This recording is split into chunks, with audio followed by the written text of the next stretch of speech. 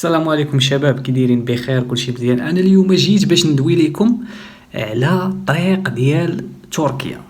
الطريق ديال تركيا راه الاخوان تحرقات، وبالنسبه اللي باقي كيفكر، حيت انا عارف كاينين دراري كيبان لي هذاك هو الحل. الطريق ديال تركيا، الطريق ديال تركيا راه ما بقاتش الاخوان، وفيها العنصريه وفيها عصابات. يعني راه مشكل غادي تلقاه ماشي مع الامن، خلي الامن والعصا ديالو والتعذيب الى اخره، غتلقاه مع العصابات.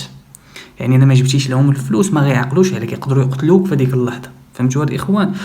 وراكم شفتوا فيديوهات، انا نقدر دابا نقلب على واحد الفيديو انا نحطو لكم. اخوان ما تلقاوش بالانفس ديالكم التهلكه مقابل واحد الحاجه اللي ما تستاهلش داك التعذيب كامل الخوت.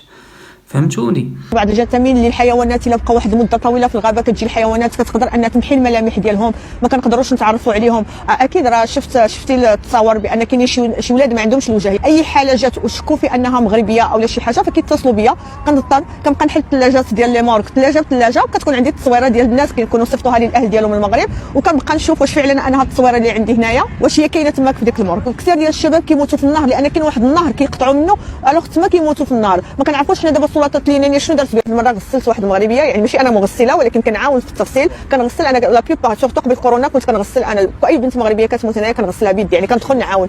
هذه بحال كنت ضربت في 12 قرطاسه، 12 قرطاسه، يعني الجسم ديالها كله بيعوهم مافيات. كتعرفوا شنو مافيات؟ يعني فيها المخدرات، كيحيدوا لهم جوازات السفر ديالهم، كيحيدوا لهم الباسبورات، كيضطروا انهم بالعنف انهم يخدموهم يبيعوا معاهم المخدرات، حتى كتولي ديك المغربيه حتى هي كذلك كتعاطى المخدرات. كنتمنى تكون واحد توعيه كبيره، اما برامج وثائقيات، الحكومه تحرك، الاعلام يتحرك، يعني نحاولوا اننا نعطيو واحد الاهتمام الكبير لهاد الشباب المغاربه اللي كيحاول انه هنا يفكر في الهجره نحو تركيا في جميع المجالات ديالها.